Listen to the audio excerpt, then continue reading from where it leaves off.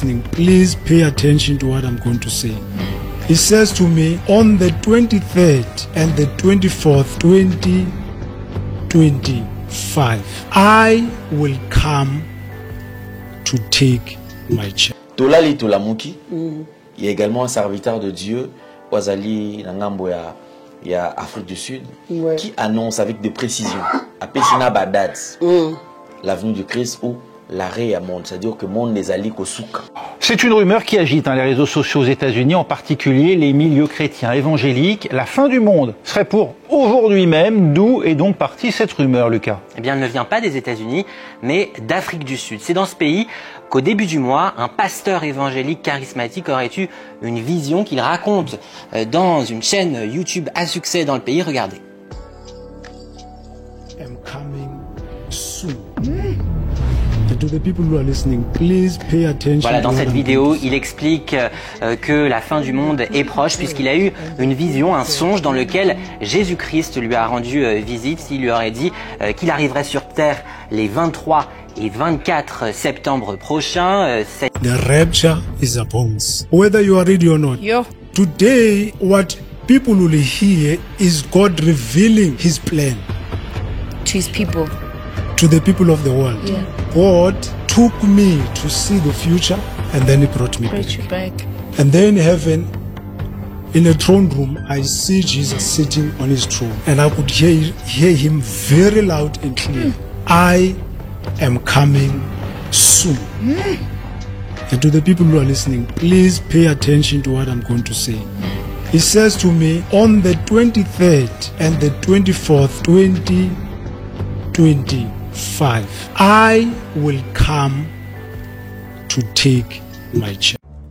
Dans les soucis de vous informer, divertir et vous former, Nouvelle Tendance, votre chaîne, met à votre disposition des applications, radio et télévision. Comment installer? C'est simple. 1.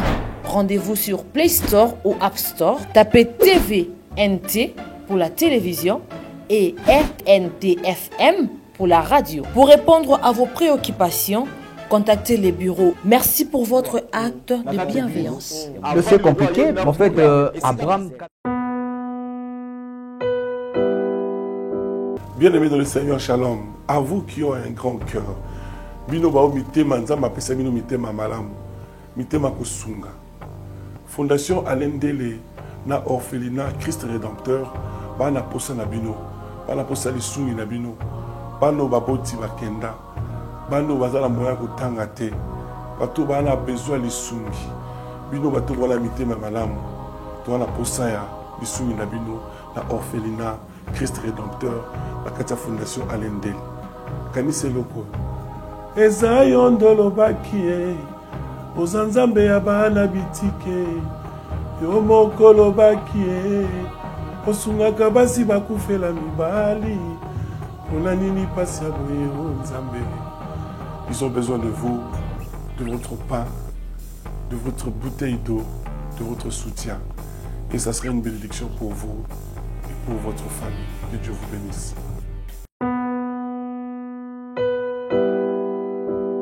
Nouvelle Tendance FM, Nouvelle Tendance FM, Nouvelle Tendance FM, rentrée radio.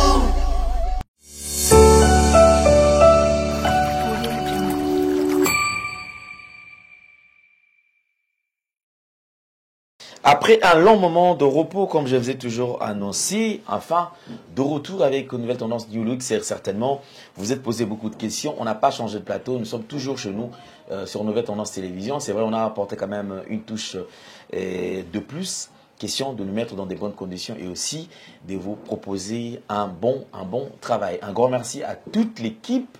Alors à vous qui nous suivez, vous nous suivez sur Nouvelle Tendance Télévision, sur Nouvelle Tendance Télévision Nouvelle Tendance FM, sur Nouvelle Tendance Télévision Web. Et d'ici là, on vous annoncera sur quelle fréquence, bien sûr, où vous allez nous suivre. Ça sera quel point où vous allez nous capter partout à travers le monde. Alors, nous avons le plaisir de recevoir sur ce plateau et notre invité. Elle a plusieurs casquettes comme d'habitude. Effectivement, moi, ça fait longtemps qu'on s'est vu, mais aujourd'hui, on se retrouve encore. C'est maman Cathy Munga. Elle est naturothérapeute, elle est servante de Dieu. Elle est également analyste. C'est pourquoi? Parce que lorsqu'on étudie, on a quand même lorsqu'on a fait des bonnes études, on a cette capacité également d'analyser concernant tout ce qui se passe. On va aborder quand même quelques points d'actualité et on parlera également d'elle parce que elle nous crée des produits, elle nous invente des produits bien sûr qui nous aident et qui nous soulagent. Makati, bonjour et bienvenue. Bonjour Papa Alain Délé.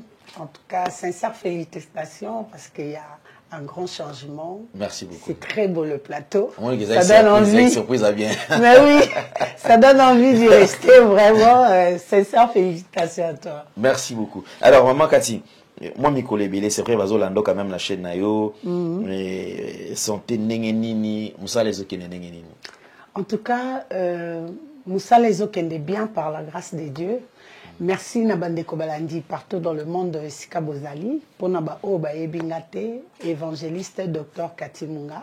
Je soigne au moyen de plantes naturelles. Nazali bongo na commune Yangaliema, na quartier Kinsuka Pécher, avenue Maïndombe numéro 99. Référence carrière Carigas. Kunana Yambaka tous les jours de 7h à 9h30. Consultation Ezaline à $10 pour na bandeko nyonso bayaka sur place. Et puis $15 pour na bandeko ba consulta kabiso na téléphone. Deuxième cabinet nanga eza na commune ya Kalamu, na quartier Matonge, na avenue Ikelemba numéro A9. Kuna pe nazo yamba tous les jours mais de 12h30 à 15h30. Nasengi na bino bo s'abonner massivement na chaîne na biso ya Katimunga Télévision. On peut pas y beaucoup manquer d'actualité. Et puis merci na invitation ya Papa Alain Délé pour la inauguration ya staff Yasika. Merci beaucoup. Maman Kati, Nation Puissante, Ezakaka, Eza société. Ezakaka, Yangwana Katimunga. Yangwana Nation Puissante. D'accord. Pour tout, on a peut-être confusion. Ah oui, ça c'est vrai. Eza chaîne Moussou, ok. C'est la même chaîne, ou soit au Koki Kokone, Zali, Webika, Baoba, bien on a Nation Puissante, ou Katimunga également. Il n'y a pas de problème, ça ne dérange pas. Alors, je pense que nous allons aborder un sujet, effectivement, qui aujourd'hui crée beaucoup de polémiques autour de ce sujet. Pourquoi polémique? Parce que je me rappelle, la veille à 2000, en tout cas, il y a eu à boire et à manger. La veille à 2000, tous les chrétiens, ici je parle de la République démocratique du Congo, celui qui est bisognon surtout, et bele balala qui na katia ba prière, et bele bakota balala qui na katia église. Pourquoi? Parce que d'après les informations, il y en a qui ont circulé, ils ont dit que c'est la fin du monde. 2000, makamonyon surtout, et Sili, Jésus-Christ de Nazareth, à Zongi, pour Aya, Kozwa, Bananae. Mais, Tolala, dans ma condition, je me rappelle même Natongo, même Kolia, Kokoso. Ce que tu as dit, maman, Singi, pardon. Ce que tu as dit, le petit bakou, ou même moi, n'a posé à moi si, il y a mon bal, donc il y a là qui n'a pas tout. On doit se focaliser sur l'avenue du Christ. Quelques temps après, 2 jours après, 3 jours après, une semaine, on va te mettre ça au hôtel à Royati. Hôtel, tout ça, là, on va comme on se voit client, moi, mi balé. Tiba zongi na rythme. Il y a qui habitude, il y a même ça, non. Alors, on a Elika. Je ne sais pas comment maman Kati. Est-ce que vous allez na image, ça te revient encore en tête? 2000 Ningezalaga. Écoutez là où appuie. 2000 wana na utai kozwa examen d'état. Na ebiso papa. Na ambiance le couteau c'est peladon. C'est pela tebiso nyoso tokende pa ba makoma. Na tamboli, na mokili, oyebi sezo ba yaki en vogue. Ba cousin na biso a teti wana ba kende quand même boîte. Mais na boîte ba ndo beta kanje mon frère Patrice. Oh là là. Biso c'est maman Vraiment psychose moko ekotaki. Tobosani kutu atako se référer na Bible, les signes du temps de la fin, ça on apocalypse wana. Mais tellement batana zana bazala ndoki batia psychose moko pour ça relier ezate na zu diplôme d'état nanga na sepeli nango kutu atate nazo banga kana ba na ya ko bouger lifelo. Je te dis que au sala na hote don diplôme ngo ka ya pamba. Na kende kana ke obine la kuna na lola awa na obina te. To la mukabwe. Fin du monde des alates. Na ebite o aza pasteur to aza mutanaza. To la date to ça na to analyser to va quand même. Te naza na ba souvenir nango parce que c'est riwana famille makoma yaki na puissance moko banze motobina ya ngwana. Ba to boîte babina frère Patrice ya mbamba na Yesu. et salaka ko banga moko yo moko moni pe que ah oui nazara na capacité o banga lisumu poto banga kango penza na koki koloba to komaki ata ba demi fois 5 a demi to komaki. C'était une manière quand même c'est qu'effectivement les chrétiens effectivement Christ a kozonga parce que ceux qui banga kota qui parce que mutu so ando mona tala te masumu na ngana osuka na ndenge nini donc il faut la bongisa na nzambe. Heureusement.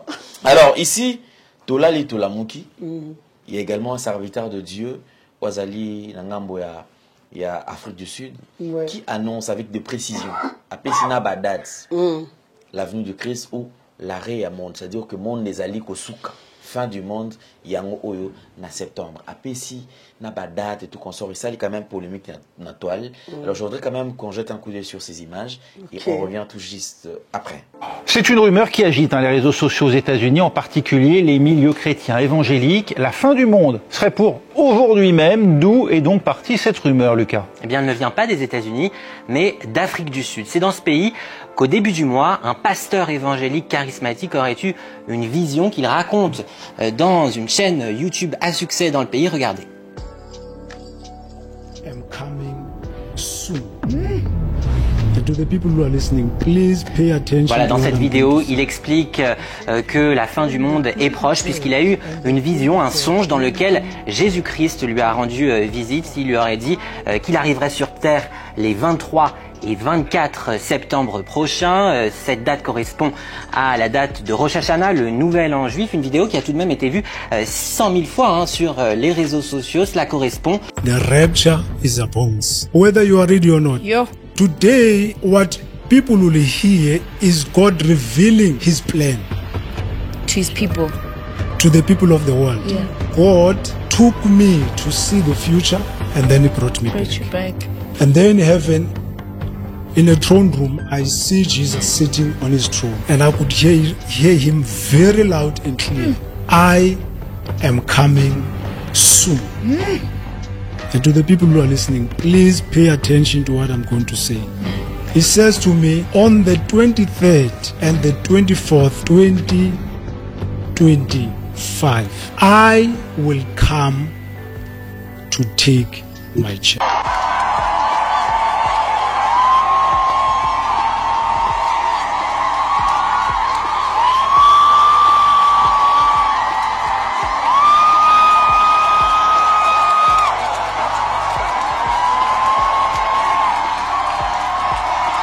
Merci beaucoup.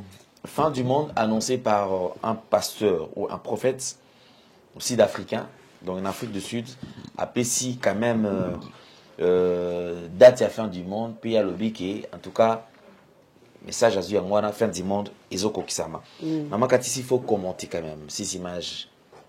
Kobanga ce kotito Monique Touro quand même au commis mur dans l'écriture.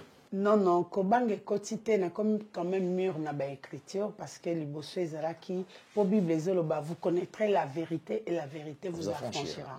Donc tant aux na boyebi elongolaka peur, elongolaka crainte, elongolaka ba biloko mususo bandai ko sala par ignorance. Mais je pense que tu peux recourir quand même à la Bible pour éclairer le peuple de Dieu. Ce n'est pas tout le monde qui maîtrise les Écritures. Il peut annoncer la fin du monde. C'est vrai que Dieu est le maître des temps et de toutes circonstances. Mais après ça, il y a quand même des signes. Et ça,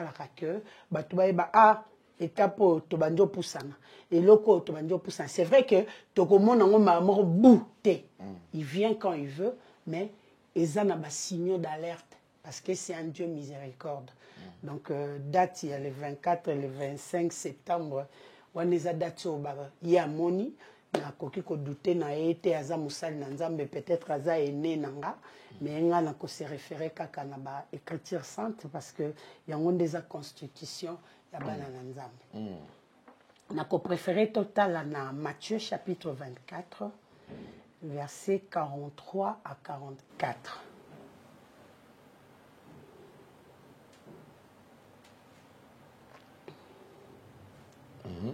Oui, Bible et Lobi Nabisoboye. Veillez donc, puisque vous ne savez pas quel jour votre Seigneur viendra.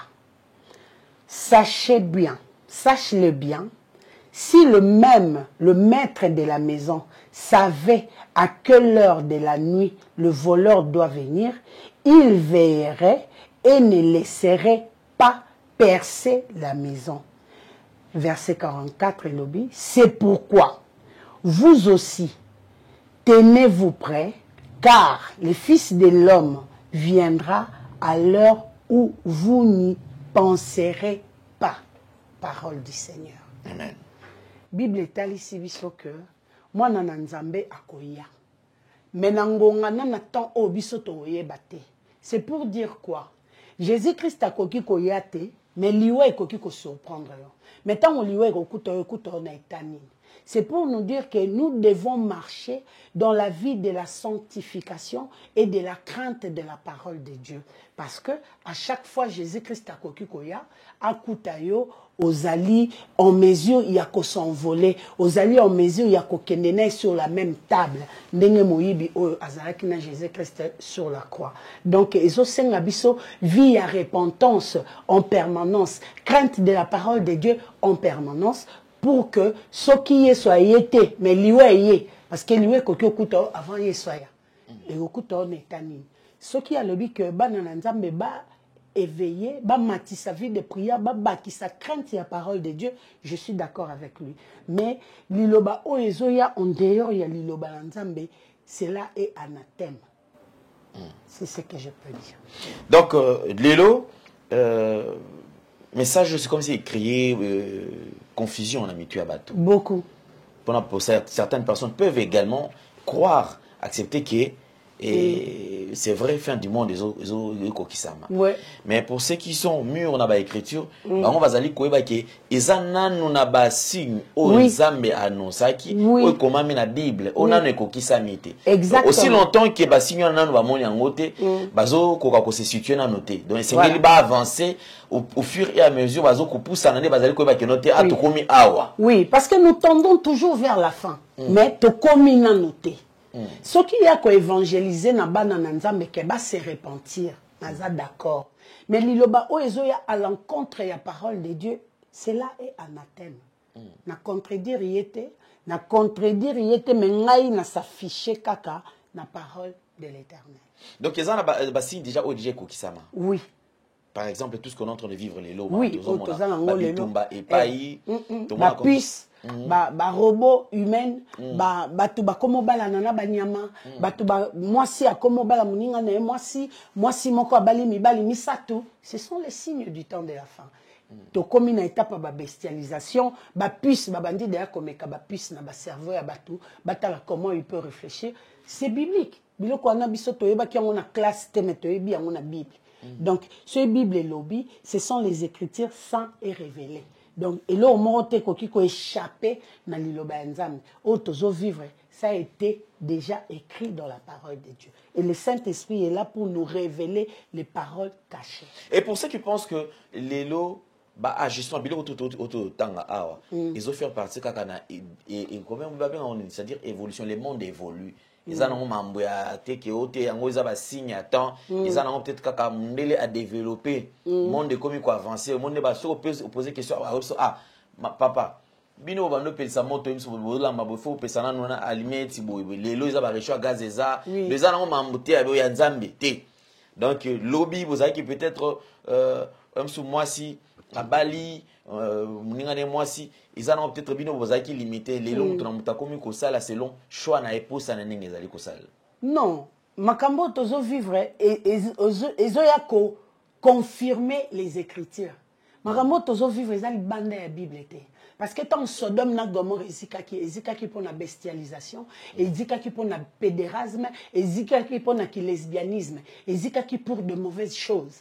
Donc, Nzambe a préféré que tumba mokili na moto pour asala mokili o biso tozana ngolelo. Donc makambo e komami na Bible, science tende mutezo ya ko bakisa bakisa te science eza ko s'aligner na parole de Dieu. C'est vrai qu'il y a bateau yo bazaba athée, ceux qui ne croient pas en Jésus-Christ et à la parole de Dieu, à Rolobake. Non, la science évolue. Non.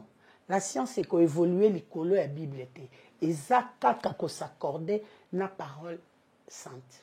Ok, merci beaucoup. Maman Kati, avant de boucler quand même parenthèse,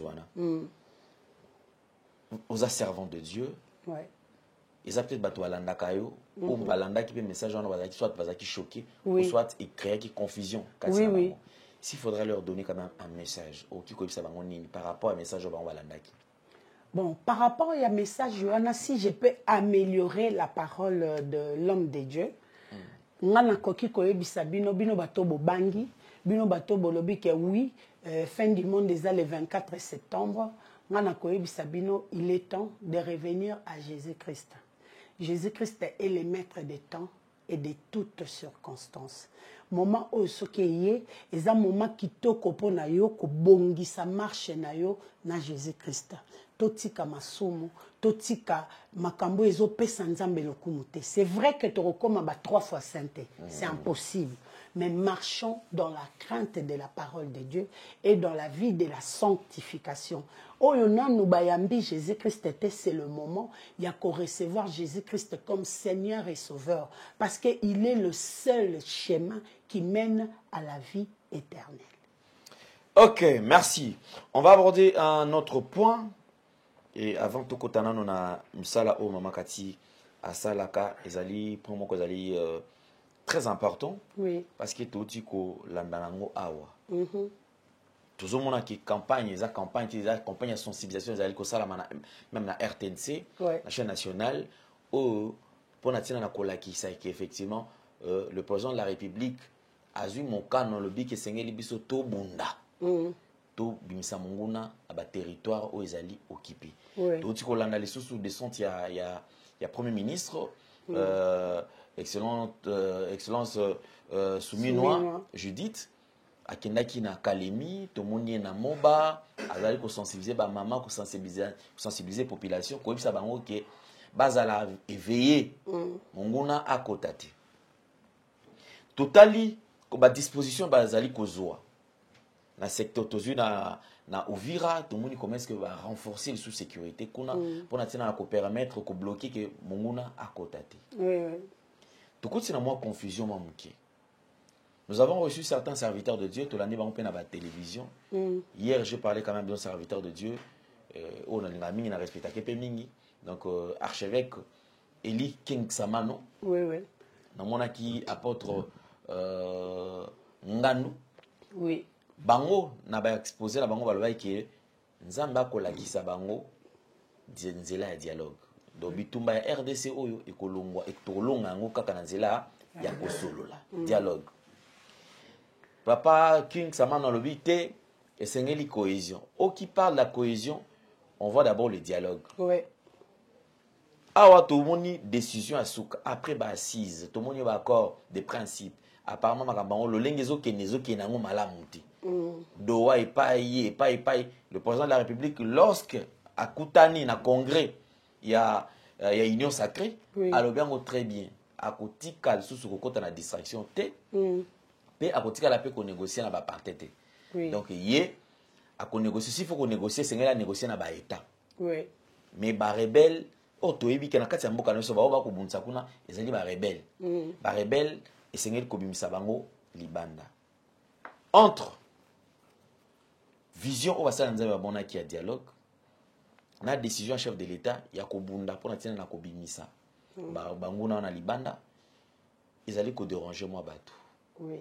Parce que bituma na kati ya mboka ba kokufa bazaka ba congolais. Oui. So ezaki bituma na Rwanda to kondima parce que to bi que no Rwanda ba Rwandais ne ba kokufa. Mais na Congo ba congolais ne ba kokufa. Na ba secteur où ezali occupé, ba territoire ezali occupé par ba rebelles.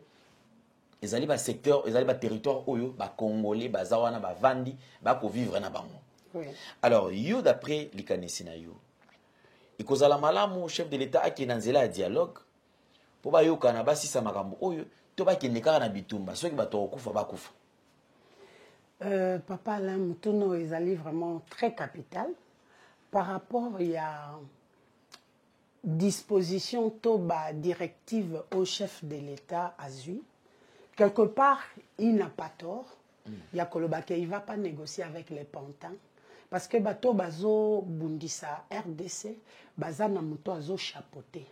et mutu soki ye il faut négocier na mutua na mukolo na bango. Or toyebi ke na kati ya ba M23 wana eza na ba politicien oyo basalaka financement. Ezali na ba militaire oyo ba prêtaka main forte na ennemi. Ezali pe na ba population oyo ba bombaka ba ennemi place bango bazali. Et loko ezozanga biso ba congolais c'est le patriotisme. Oyebi makambo ezoleka na este ya pays c'est vrai que bandeko ebele bazokufa mais ebele sont complices na déroulement ya guerre oyo. Ndenge babenga bakinois ba distrait, bakinois balinga bale, bakinois balinga musique, ceux qui ezaki bakinois ne bakotisa ba rebelle na RDC awa, bakinois balinga ba pemate. Partout na ba province na biso na Lubumbashi, Katanga et autres, balinga bakinois te. Ça on doit se le dire. Balinga bakinois te batia bakinois mal à l'aise, bakinois soki balongwe a baké mission na est basukara toujours empoisonné, assassiné parce que bamona lokola biso to mérité koza na est te. Or Congo ezaka Kinshasa te, eza Kivu, eza Goma, eza Bukavu, eza Butembo. Biso na bango toza na même patrie o ezali RDC. Soki ezalaki kinois Congolais kinois nde ateka kimboka biso toza ba distrait mais to boma ba rebelle awa to boma bango na banzete to kata bango na ba machette to sala o to koka osala to tumba bango ba distrait wana ba sala bango oyo bovandi na état de guerre pendant 30 ans boyebi quand même mode de vie na système de fer na bango. Pourquoi ne pas to sangana to bima mutu moko to bute bango dehors. Bango ba obunda pona mboka te, bazo bunda pona ba individu. Parce que leader ya Nord Kivu apesa ki instruction boy, parce que ressortissant ya Katanga alobaki boy. Nous Congo ezali ya ba ressortissant te. Congo ezali ya biso nyonso ba congolais. Chef de l'état a rekolo wana kiti na été akende front. Pendant qu'il y a na armée, pendant qu'il y a la police, pendant qu'il y a na M23, M23 non baza ba civil. Ba moni que trop c'est trop, biso pe to koti to ko bundela mboka. Tant au pays est menacé, toza na besoin ba o te ressortissant ki ngani, non. Biso nyo se photo sangana to bunda pona mboka. Yo zo ya na table ya négociation pendant que yo za na ba élément na yo kuna o bazo bomba bandeko no ba congolais. Il a raison de refuser. Ba information ou peut-être chef de l'état azanango o biso tozanango te azana service ya renseignement ngana tozanango te ngana to talaka ndenge ezokendela obengi moi cousin moi cousine moi neveu moi ami apesio par information na ye mais chef de l'état azana ba disposition nyonso oyo bakoki ko pesa ye ba information comment ça se déroule là-bas. Il n'a pas tort. Quelque part azana raison boya. Bato baolo baba négocier na bango, ba négocier na bino pendant que bino boza na deux casquettes. Boza ba deux fois. Les lots na tongo za congolais na pourquoi ba retrouver na M23. Bon bato bon négocier na bango. Trahison sur trahison. Trahison sur trahison. Et puis tolinga te hein. Nzambe alobaki na début de l'année que azo mettre fin na guerre. Muto aleki nzambe na makasi azate. Ezala armée, ezala tobengi armée à Poutine, ezala tobengi armée à ba américain. Soki nzamba lobi esila te. Ba armement au Israël na ba Palestine bazan biso tozan. Mais ba bunda tilelo, ba banjo bunda depuis quand? Ba bunda ka. Parce que tant ya nzambe c'est la meilleure. Le temps de Dieu, c'est la meilleure. Quelle que soit manœuvre, nyonso batu bakoki ko sala lokola nzamba lobaki. Oui, nzambe etikalaka oui. Non, nzambe etikalaka non. Alobaki akobimisa batu nyonso, akobimisa bato nyonso bazo sala makambo selon sa volonté te. Akobimisa bango dans tous les secteurs. Tomoni ba démasca ki ba officier supérieur. Tout le monde est officier supérieur, baza traîné en justice. Tout le monde est ministre, ba koti ba prison. Tout le monde est titre, lelo à tozolo ba ex-président et Assemblée nationale n'est plus le président de l'Assemblée nationale. Nzambe alobaki a travaillé sur tous les secteurs, même les pasteurs. Combien de pasteurs au Seigneur a dévoilé? aux yeux et au-dessus de tout le monde, pour ne pas citer les noms. Combien de personnes, Seigneur a dit, oh, baroyo kate, aboma, bango, pe kouf facilité. Baninga ba okufa peut-être na masasi, bino ba okufa awa na misala na bino, pe avant kufa Seigneur a olakisa ki akufi pona boy. Aner na service ba ange ba kokante. Aner tam saza alemba na njili ya zate, mais ba ange baza na service ya Jésus-Christ 24 heures sur 24 et ils sont partout. Donc pour ba bimisa bato, baza na besoin ya aide ya ngana yote. Seigneur a obimisa bango tito kota 2026 qui yungu les osalaka que si nante. Mais je suis pour la paix. Je suis pour que la paix ezonga na mboka, bandeko ba kufi mingi, ba violer mingi, ba orphelin, ba komi mingi, ba veuve belé, ba veuf belé. Et tout ça au détriment de ma population. Et je suis contre que Makila ait continué kotanga. Mais na vandi ya walokola mosali na nzambe. Na lobi boy. Mutu nyonso o a travaillaka au détriment ya peuple congolais. Quel que soit le secteur où tu évolues, 2026 au bimangote. Sala nyonso koki ko sala bongo la nyonso koki ko bongo la, mais yeba soki kaka makila o etangaka na este yo liaka 10 francs nango okobima 2026 te. Parole du Seigneur. Yes, merci beaucoup Maman Cathy. Comme je vous avais annoncé, très chers amis téléspectateurs, Maman Cathy Munga, elle est naturothérapeute, un temps très important parce que elle va nous expliquer les différents produits en sa possession et aussi à Kobana, na soukande à Kosukisabiso, na témoignage. Témoignage pourquoi? Parce qu'il y a certaines personnes qui doutent, mais il y a ceux-là qui ont expérimenté. Oh, bah, ça là va produit naé et en retour besoin solution. Alors bah bombana te bah décider bah pesa pas partager témoignage wanana biso oyo tozali kolana. Ozali malade, ozali na bokono, na osenga na ozala attentif pour oyo kanini oyo kolekana awa. Peut-être parmi ma produit ozomona liboso Maman Cathy, yope oko se retrouver na kati na yango. Maman Cathy Munga, vous avez la parole. Merci. Merci beaucoup. Oui, bandeko balandi, bino, bisika nyonso bozali, Maman Cathy aye lisusu na ba nouveauté, na ye lisusu na ba témoignage. Numéro de contact na ngai pour na ba nyonso baza na besoin ya kozwanga na téléphone, c'est les plus 243 82 20 012.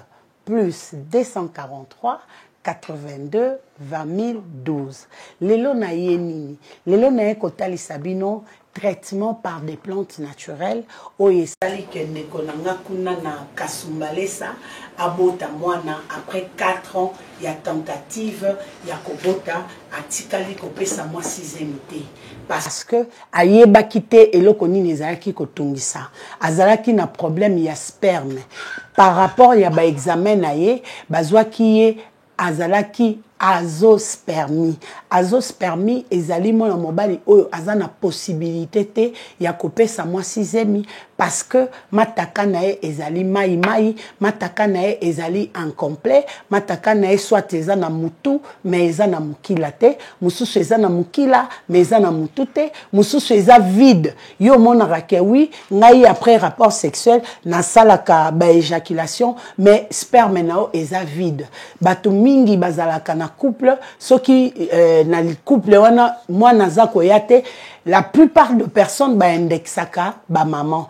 Moi mentionné fezala alongola bazemi, moi mentionné fezala amela milangi. Or toza ko bossa na que ba papa pe bazana ba problème ya kobota. Eloko nini esalaka mwana mobali sperme na ye ezala mai. Nazo cité ba quelques éléments la nanga malamu pesanga matoyi bandeko oyo na kokola na bango azalaka mutu ya ba mapalata, azalaka mutu ya ba makwanza, azalaka mutu ya ba tobando bengo makero, voilà, mutu ya makero obimaka ba ganglion entre le cuisse, ezalaka ba infection mal soignée. Infection mal soignée et que n'a kobebisa sperme ya mwana mobali à la longue oza na difficulté ya kobota. Yango na avertir na bandeko basi mibali bino bozana na bana ya mike landela mwana kopesa ye kaka kisi ya kopakola te mais il faut ko salisa ye ba examen ba pesa ye ba kisi na ya komela na ya kopakola pona koboma infection na sauce. Deuxième chose, o esalaka ke mwana mobali sperme na ebeba ezali ba cigarette. Bandeko ba melaka ba cigarette mingi nicotine wana ekendaka kobebisa ba sperme. Bino pe bato bomemango na kilelo na ndenge ya shisha.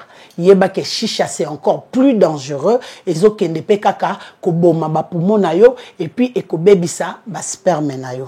Troisième chose, ezali bana mibali oyo basalaka ba masturbation. Yo oyo ozalaka à chaque fois que tu as ba film porno, après tu te masturbes, yeba ke ozo baby sa sperme na yo et kokoma mai et puis à la longue et komemela yo en puissance sexuelle. Yango ana na yaki koloba na bino bandeko yo bozalaka na plusieurs partenaires ozo ramasser plusieurs infections, c'est entre autres babiloko isalara ke mwana mobali azwa sperme et beba. Et puis bandeko bamelaka ba liqueur forte, ba bière brune. Ezali parmi ba éléments oyo et bebisaka sperme. Sikoyo lolenge nini na yo okoki ko sala pona ko soigner ba sperme na yo okoma en mesure ya kobota. Ya liboso kende ko sala ba examen na hôpital moderne oyo ekopesa yo examen ya makila et puis ba ko sala yo examen ya spermogramme.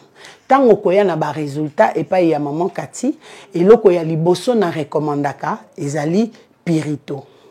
Pirito yangoyo, pirito ezali antibiotique oyo et soignaka plusieurs autres maladies entre autres infection urinaire en général.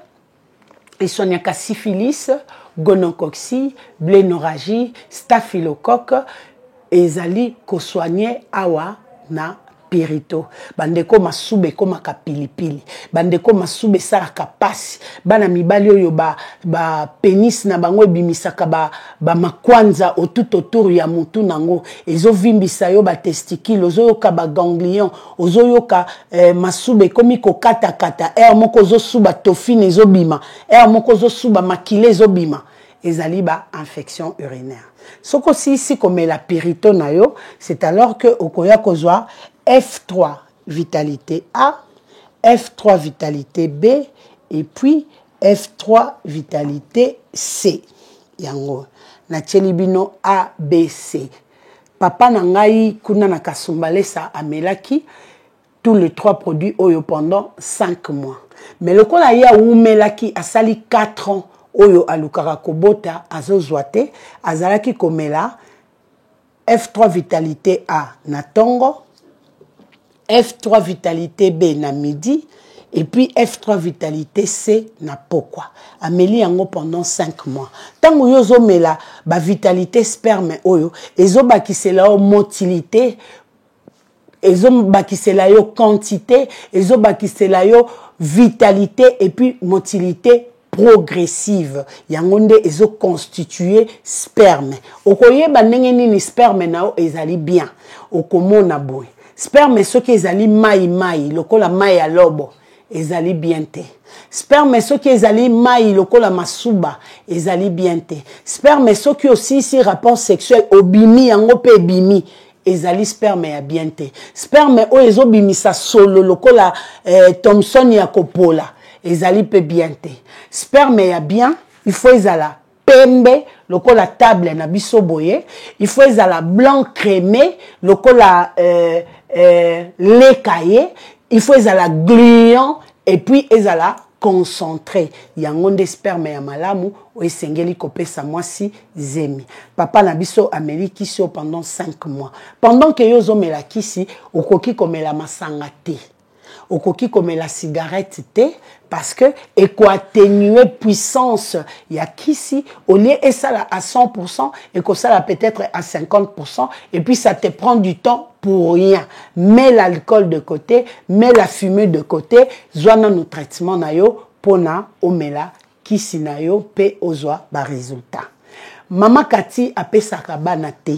na beta sete muto apesaka bana c'est Jésus-Christ de Nazareth nga na pesaka kaka kisi pona kolongola ba imperfection o ezosala que ozala na difficulté ya kozwa zemi donc ba oyo bolandinga bobenga nga na plus 243 82 2012 na maison chez Cathy to sala kandengeni na maison chez Cathy to soignaka plusieurs maladies entre autres na kotangela bino quelques-uns lokola infection urinaire hémorroïdes internes tout comme externes bandeko bazana problème il y a vision floue vision maya miso ezo bima sans que babeta yo ozoyo kama belé na miso ozomona lokola au travers d'un sachet yaka na maison chez Cathy voir clair na tête nga ezawa na pona kosunga yo bandeko bazana problème il y a kobota bana basi règle ekatana règle douloureuse règle élastique règle ya un jour règle avec caillou